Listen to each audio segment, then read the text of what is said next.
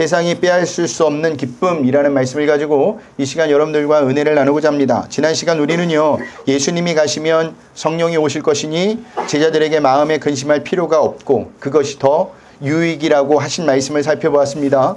그 이유는 성령이 오시면 죄에 대하여, 의에 대하여, 심판에 대하여 세상을 책망하시고 진리 가운데로 인도해 주실 것이기 때문입니다. 자, 진리 가운데로 인도하신다는 것은 어떤 말이라고 했죠? 예수님에게로 인도하신다는 거였죠. 하지만 여전히 근심을 떨쳐버리지 못한 제자들에게 예수님은요, 성령이 오시면 장래 일을 너에게 알리시리라고 또한 약속하십니다. 무슨 말이냐면 성령이 오시면 예수님의 말씀과 사역의 의미를 알게 될 것이고, 그러면 제자들이 여지껏 갖고 있었던 근심이 사라지게 될 것이라는 것이었습니다. 그런데도 제자들은요, 오늘 본문에서 예수님의 말씀을 정확히 이해하지 못했던지 서로 묻는 장면이 나와요. 그 장면에서 반복적으로 나오는 표현이 있죠. 그 표현이 뭘까요? 그렇죠. 조금 있으면입니다. 16절서부터 19절까지 보면 무려 7번이나 나오는데 예수님이 먼저 이 표현을 씁니다. 우리 16절을 볼까요? 다 같이 읽겠습니다. 조금 있으면 너희가 나를 보지 못하겠고 또 조금 있으면 나를 보리라 하시니. 아멘. 자, 그러자 제자들이 이 표현을 써서 서로 이렇게 묻죠. 우리 17절서부터 18절입니다. 다 같이 읽겠습니다. 제자 중에서 서로 말하되 우리에게 말씀하신 바 조금 있으면 나를 보지 못하겠고 또 조금 있으면 나를 보리라 하시며 또 내가 아버지께로 감이라 하신 것이 무슨 말씀이냐고 또 말하되 조금 있으면이라 하신 말씀이 무슨 말씀이냐, 무엇을 말씀하시는지 알지 못하노라 하거늘. 아멘. 예수님이 이 표현을 쓰며 서로 묻고 있는 자들에게 또다시 묻습니다. 우리 19절입니다. 다 같이 읽겠습니다. 예수께서 그 묻고자 함을 아시고 이르시되 내 말이 조금 있으면 나를 보지 못하겠고 또 조금 있으면 나를 보리라 하므로 서로 문의하느냐. 아멘. 어떻게 보면 말장난 같죠? 예. 근데 아닙니다. 우리가 여기서 생각해 봐야 할 것이 있습니다. 왜 요한이 이 표현을 반복해서 썼느냐는 겁니다. 자, 이것을 알기 위해서는요, 본문의 상황이 어떠한 상황인지를 아는 것이 중요합니다. 자, 예수님은요, 13장에서부터 반복적으로 당신이 십자가를 지실 것을 암시하셨습니다. 그것이 조금 있으면이라는 표현이에요. 그런데도 제자들은 예수님이 하신 말씀이 도대체 무슨 말씀인지 이해하지 못했죠. 그래서 제자들은요, 18절에서 예수님이 하신 말씀이 도대체 무슨 말씀인지 모르겠다고 한 겁니다. 여러분, 예수님이 이 땅에 오신 이유가 무엇입니까? 무엇이에요? 그렇죠. 죄로 인해 죽을 수밖에 없는 인간을 구원하러 오셨습니다. 다들 알고 계시죠? 그러면 예수님의 십자가 사건으로 인해 우리에게 유익이 되는 것이 무엇이죠? 하나님과의 끊어진 관계가 다시 회복되었던 겁니다. 이것을 다른 말로 이야기하면, 쉽게 이야기하면 구원을 받았다라는 말이에요. 우리는 지금 이 사실을 알고 있습니다. 그래서 예수님이 어떤 의도를 가지고 지금 제자들에게 말씀하시는지를 압니다. 하지만 오늘 본문의 제자들은 그렇지가 않죠. 그래서 요한이 그러한 제자들의 모습을 나타내기 위해서 반복적으로 조금 있으면 이라는 표현을 쓴 겁니다. 지금 제자들이 걱정하는 것은요, 조금 있으면 나를 보지 못하겠고 라는 예수님의 말씀 때문입니다. 그러나 예수님은요, 오늘 말씀을 보니까 그 말씀만 하신 것이 아니죠. 또 뒤에 어떤 말씀 했어요? 조금 있으면 나를 보리라 라는 말씀도 하셨습니다. 그런데도 제자들은 왜 근심하였을까? 이유는 두 가지입니다. 첫 번째는 예수님의 십자가 부활을 경험하기 전까지 조금 있으면 나를 보리라는 예수님의 말씀을 이해하기에는 제자들에게는 한계가 있었기 때문입니다. 더군다나 지금 성령이 오셔서 가르쳐 주시기 전이니 제자들이 그 말씀을 온전하게 이야기하기란 불가능한 거죠. 왜냐하면 죽었다 살아난다는 게 인간의 머리로서는 도저히 상상이 가지 않는 겁니다. 두 번째는 제자들의 이해를 방해한 더 근본적인 이유가 있는데, 그 이유는 예수님은 위로부터 오신 분인데 제자들은 땅에 있는 자들이기 때문이에요. 그래서 제자들은 자꾸 땅에 관심을 가지고 예수님의 말씀을 이해하려 했던 겁니다. 그러니 예수님의 말씀을 알아듣지 못한 거죠. 예수님은요, 이 땅에 오셨을 때부터 목적과 계획을 가지고 오셨어요. 모든 것이 계획대로 움직이셨던 분입니다. 그러니까 예수님의 행보는 저 멀리 있는 것을 보고도 하나하나 움직이고 말했던 것인데, 제자들은 무엇을 봤느냐? 예수님과 같이 먼 것을 본 것이 아니라 지금 내가 당하고 있는 상황, 내가 처해 있는 상황, 눈앞에 있는 것을 보고 예수님의 말씀을 이해하려고 하니까 이해가 되지 않았던 겁니다. 그런데 오늘 본문에 나온 제자들의 모습이 우리의 모습이기도 해요. 우리는 왜 예수님이 십자가를 지셔야만 하는지 이는 이미 알고 있습니다. 하지만 우리가 신앙생활을 하는 것을 보면 꼭 오늘 본문에 나오는 제자들처럼 하죠. 어떻게 반응하느냐? 지금 당장 눈앞에 보이는 것을 목을 매요. 그래서 우리에게 닥친 문제가 해결되는 것이 우선입니다. 기도해도 바로 응답되는 것이 우선이에요. 기도해도 내가 바라고 소원하는 대로 응답되는 것이 우선이라는 겁니다. 왜일까요? 그것은 우리의 관심사가 이 땅에 있기 때문이에요. 땅의 시선으로 모든 문제를 보니까 하나님의 계획과 섭리를 이해할 수 없는 겁니다. 여러분, 하나님의 응답은요, 응답하지 않을 때도 응답이라는 사실을 아셔야 합니다. 하나님의 응답은 우리가 바라고 소원하는 것과 다르게 나타나도 하나님의 응답이라는 것을 아셔야 돼요. 그것이 하늘의 시선을 갖고 있는 자들의 모습, 자들의 마음입니다. 대답이고. 이런 반응을 보인 제자들에게 예수님은 어떤 말씀을 하느냐? 우리 20절을 볼까요? 다 같이 읽겠습니다. 내가 진실로 진실로 너희에게 이르노니 너희는 곡하고 애통하겠으나 세상은 기뻐하리라. 너희는 근심하겠으나 너희는 근심이 도리어 기쁨이 되리라. 아멘. 내가 진실로 진실로 너희에게 이르노니, 당신이 진리를 말한다라는 거예요. 어떤 진리입니까? 너희는 곡하고 애통하겠으나 세상은 기뻐하리라. 너희는 근심하겠으나 너희 근심이 도리어 기쁨이 되리라 라는 말씀입니다. 보세요. 예수님이 십자가에 달려 죽으셨을 때 제자들은 어떠했습니까? 울며 애통했죠. 그러나 세상은 어떠했죠? 유대인들은 어떠했습니까? 기뻐했어요. 하지만 그것이 전부가 아닙니다. 예수님은 제자들에게 슬픔이 기쁨이 될 것이라고 말씀하셨어요. 이것이 예수님이 말씀하신 진리입니다. 그러면 언제 제자들의 슬픔이 기쁨으로 변할까요? 그렇죠. 예. 예수님이 부활하실 때 기쁨으로 변합니다. 우리 22절을 보겠습니다. 다 같이 읽겠습니다. 지금은 너희가 근심하나 내가 다시 너희를 보리니 너희 마음이 기쁠 것이요 너희 기쁨을 빼앗을 자가 없으리라. 아멘. 예수님을 다시 보게 될 때, 부활하신 예수님을 다시 보게 될 때 제자들은 기쁘게 될 것이라는 겁니다. 여기서 다시 너희를 보리라는 의미는 간단하게 생각하면 예수님의 부활을 의미하는 것이고, 좀 더 깊게 생각한다면 성령의 임재를 의미하는 것이기도 합니다. 이것은 우리에게도 동일하게 해당되는 말씀이에요. 예수님을 만나게 되면 우리에게 기쁨이 넘치게 됩니다. 아멘을 안 하시네. 왜 그렇죠? 죄로 인해 죽을 수밖에 없는 인간이 예수님 때문에 살아나 하나님의 자녀가 되었기 때문입니다. 지옥 백성에서 천국 백성이 되었기 때문이에요. 그러니 당연히 기뻐할 수밖에 없죠. 이와 반대로 우리에게 기쁨이 없다는 것은요, 아직 예수님을 만나지 못했다는 것이고 우리가 어디서부터 구원을 받았는지 모른다는 의미이기도 합니다. 그러시면서 하시는 말씀이 무슨 말씀이냐? 너의 기쁨을 빼앗을 자가 없으리라 라고 하세요. 무슨 말씀이죠? 예수님이 주시는 기쁨은 빼앗기는 기쁨이 아니라는 거예요. 그런 의미에서 여러분은 이런 기쁨을 누리고 계십니까? 제가 예전에 우리 저희 딸에게 이런 질문을 한 적이 있습니다. 네. 언니는 언제 기쁘냐? 라고 물었을 때 저희 딸이 이렇게 얘기했어요. 아빠가 무엇을 사줄 때, 맛있는 거 먹을 때, 게임할 때. 요즘은 뭐 배구, 야구 이런 거 경기장 갈 때일 겁니다. 어른인 우리와 다를까요? 아니죠. 똑같죠. 우리도 갖고 싶은 것을 살 때 기쁘죠. 맛있는 거 먹을 때 기뻐요. 우리 성도님들 맛있는 집 가서 먹으면 아주 얼굴에 미소가 만반을 내는데 정말 기뻐 보여요. 마음이 맞는 사람과 수다를 떨 때 어때요? 기뻐요. 시간 가는 줄 몰라요. 늘 제가 얘기하잖아요. 저희 아내가 처형과 굉장히 마음을 많이 맞거든요. 그래서 2시간, 3시간 전화로 통화를 해요. 시간 가는지 모르는 거예요. 항상 즐거운 거예요. 그리고 어떨 때 기쁩니까? 쉴 때 기쁩니다. 그런데 이런 것들은 어떤 기쁨인지 아세요? 빼앗길 수 있는 기쁨이에요. 보세요. 여러분이 갖고 싶은 것을 사지 못할 때도 기쁘세요?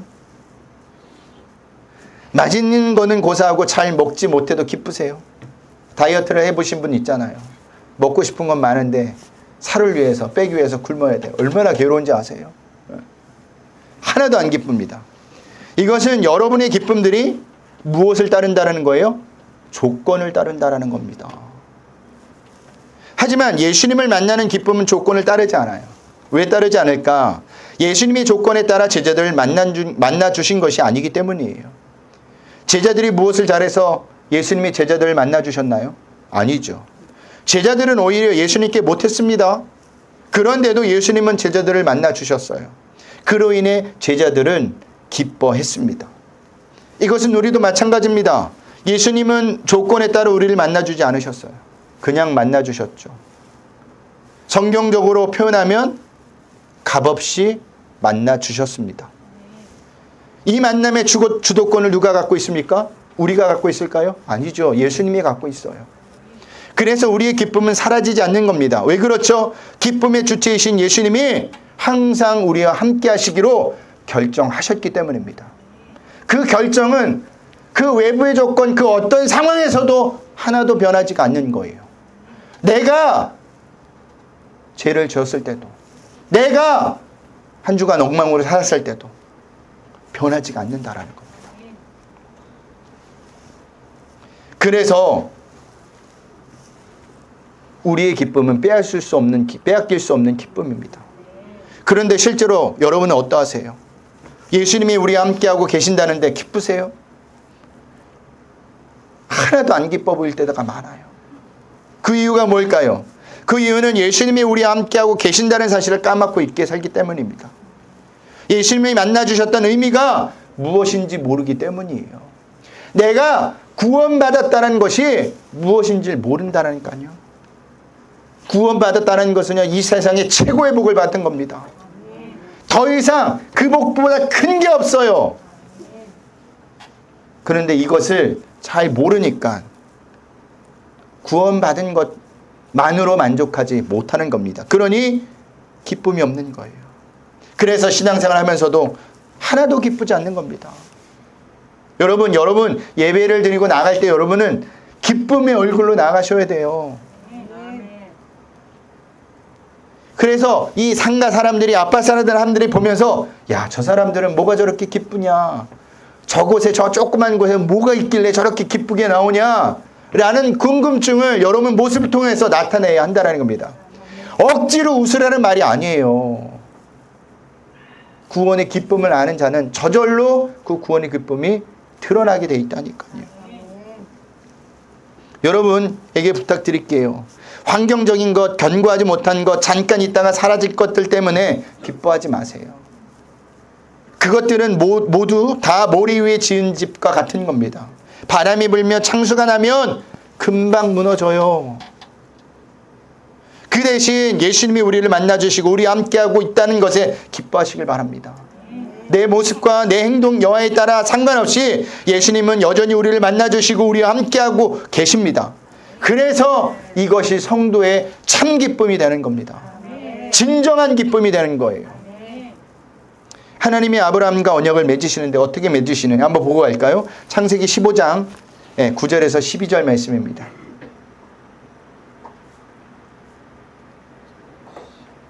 창세기 15장 9절에서 12절 말씀입니다.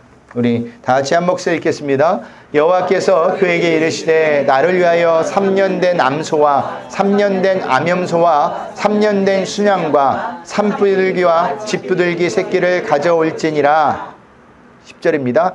아브라함이 그 모든 것을 가져다가 그 중간을 쪼개고 그 쪼갠 것을 마주대하여 놓고 그 새는 쪼개지 아니하였으며 솔개가 그 사체 위에 내릴 때에는 아브라함이 쫓았더라.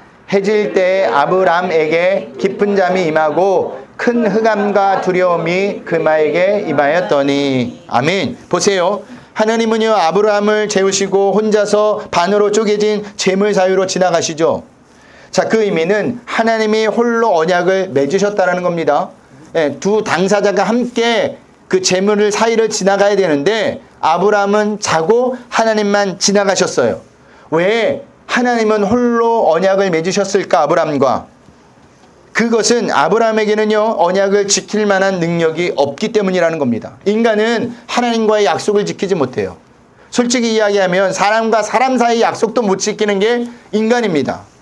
이것은 우리도 마찬가지죠. 우리도 언약을 지킬 만한 능력이 없습니다.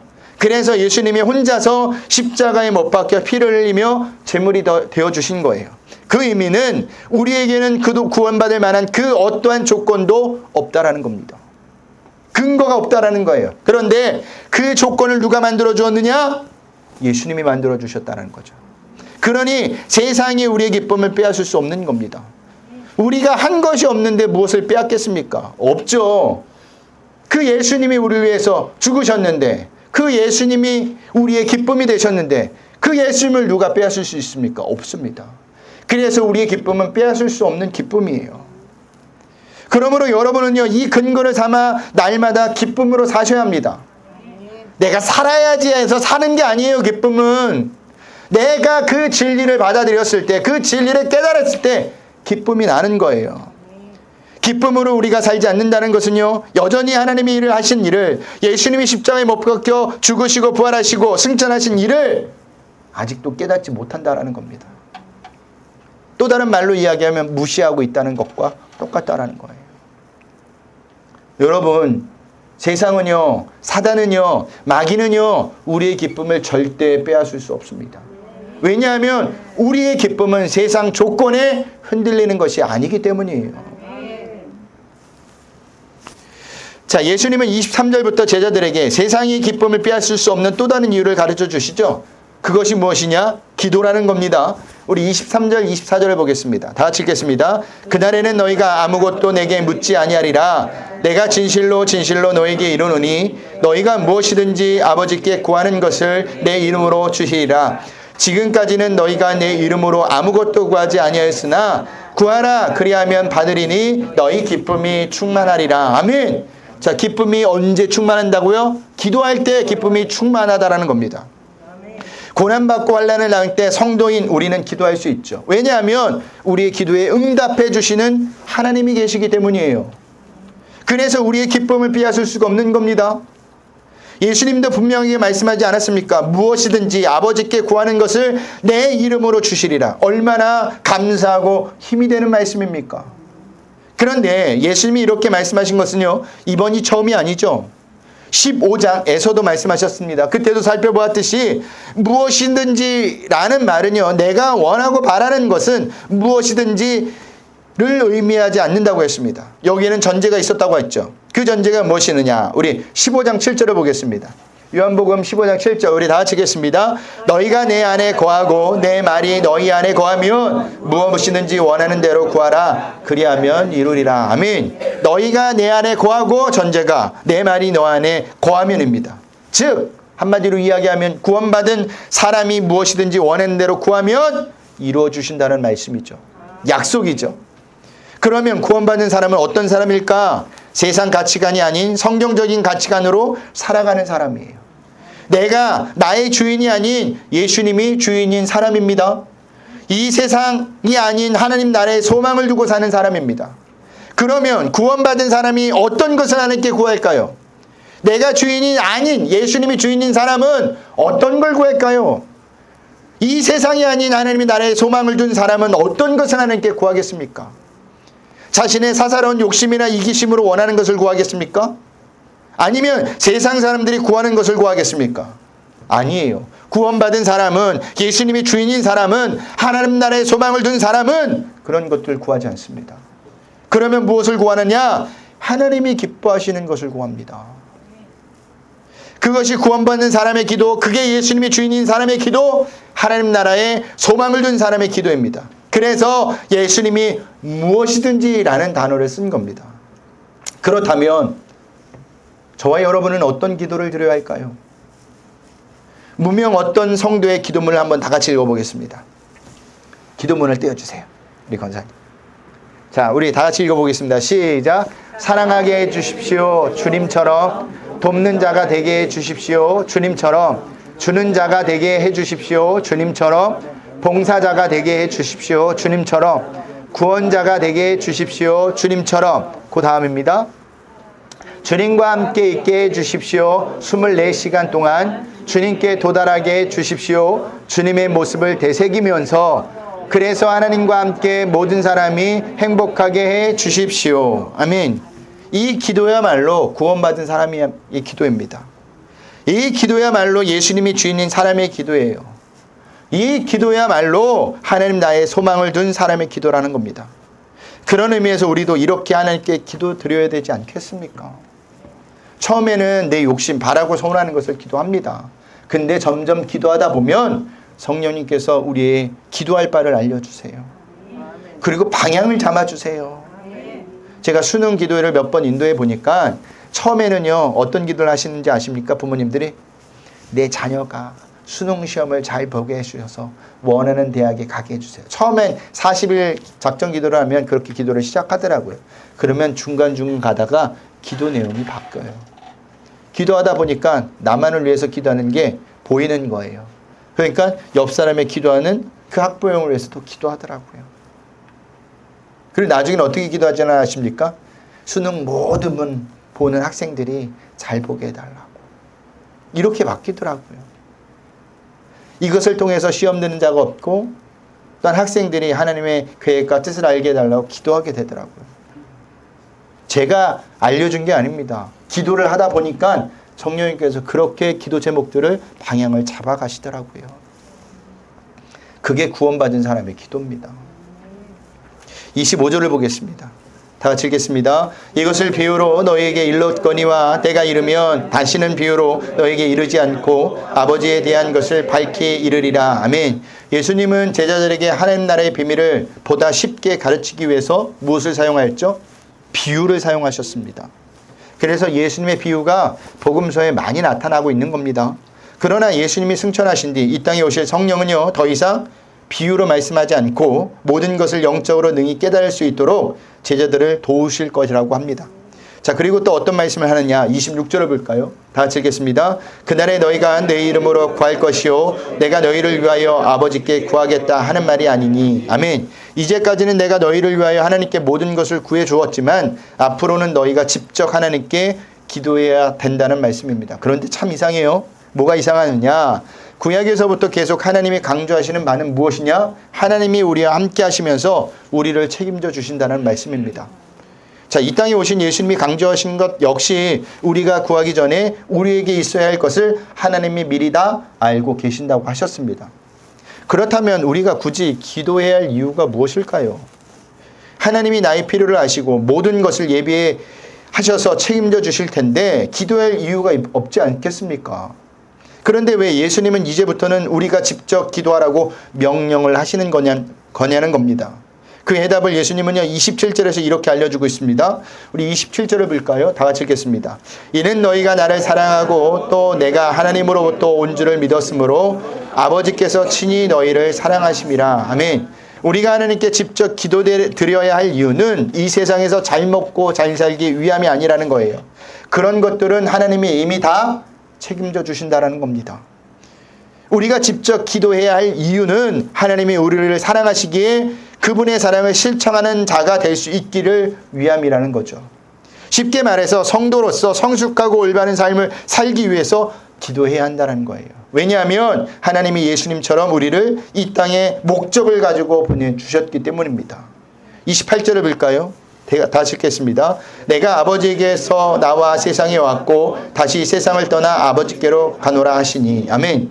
예수님이 하신 말씀을 볼 때 하나님께서 자신을 왜 이 땅에 보내셨는지 자신이 세상에 오신 목적을 분명히 알고 있었습니다. 그래서 예수님은요 이 땅에 머무는 동안 하나님이 당신을 보내신 목적에 충실하셨고 십자가를 통해 목적을 완수하셨습니다. 그리고 하나님께로 돌아가신 거예요. 우리는 이러한 예수님의 모습을 통해서 사람이 가져야 할, 우리가 가져야 할, 성도가 가져야 할 올바른 존재인식이 어떤 건지 알아야 합니다. 그것이 무엇이냐면 자신이 어디서 와서 어디로 가는지를 알아야 한다는 거예요. 많은 사람이 자신의 근원을 모르기 때문에 무신론자가 되는 겁니다. 무슨 말이냐면 자신의 근원을 알아야 자신이 무엇에 힘써야 하는지를 알게 된다는 거예요. 또한 자신이 어디로 가고 있는지 아는 일도 중요합니다. 그런 의미에서 지금 여러분은 어디에 가고 있습니까? 하나님께로 가고 있나요? 이것을 아는 것은 굉장히 중요한 거예요. 왜냐하면 하나님께 가고 있다는 것은 심판을 받으러 간다는 의미이기 때문입니다. 정신이 바짝 들지 않나요? 우리의 모든 것을 밝히 아시는 하나님 앞에 서서 심판을 받게 된다는 것만으로도 우리는 두렵고 떨립니다. 우리는 죄 없는 것 같죠. 우리는 괜찮은 것처럼 보이잖아요. 세상 사람들에게도. 근데 하나님 앞에서는 결코 숨길 수가 없어요. 우리의 속마음까지 낱낱이 알고 계신 하나님 앞에서는요, 그 어떤 것도 드러나지 않을 것이 없다라는 겁니다. 그런데 많은 사람은 이것을 묻지 못해요. 그래서 인생을 막 사는 겁니다. 성경에 누가 이렇게 인생을 막 살았나요? 누가복음에 나오는 어리석은 부자가 이렇게 막 살았죠. 어리석은 부자는요, 하나님 심판대 앞에 서게 될 것을 믿지 않았기 때문에 이 땅에 소망을 두고 날마다 잔치를 벌였던 겁니다. 결국엔 어떻게 됐죠? 지옥으로 갔어요. 왜 지옥으로 갔을까? 하나님의 심판대 앞에 서게 될 것을 믿지 않았기 때문입니다. 우리도 얼마든지 이럴 수 있습니다. 하나님의 심판대 앞에 서게 될 것이라는 것을 믿지 못하면 우리가 가는 곳은 정해져 있어요. 어딜까요? 지옥밖에 없어요. 그렇기 때문에 날마다 두렵고 떨리는 마음으로 하루하루를 믿음으로 살아가셔야 합니다. 왜 그렇죠? 우리가 지금 하루하루 하나님의 심판대 앞으로 가고 있기 때문입니다. 여러분, 밥을 많이 먹은 사람이 하나님 앞에 가는 날이 더 가까운 거예요.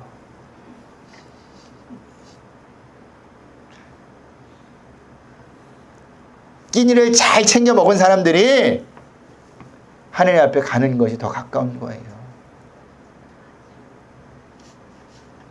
그럼 점점 밥을 먹으면서 무슨 생각을 해야 될까요? 내가 하나님 앞에 먹으면서 가고 있구나, 점점 가까우고 있구나라는 것을 생각하셔야 돼요. 그럼 어떻게 살아요? 마음대로 못 살아요. 제대로 살지. 말씀을 마치겠습니다. 제가 오늘 두 가지를 말씀드렸죠. 첫 번째는 우리의 기쁨은 세상이 빼앗을 수 없는 기쁨이라는 겁니다. 그 이유는 구원의 조건이 우리에게 있는 것이 아니라 누구에게 있기 때문이에요? 예수님에게 있기 때문입니다.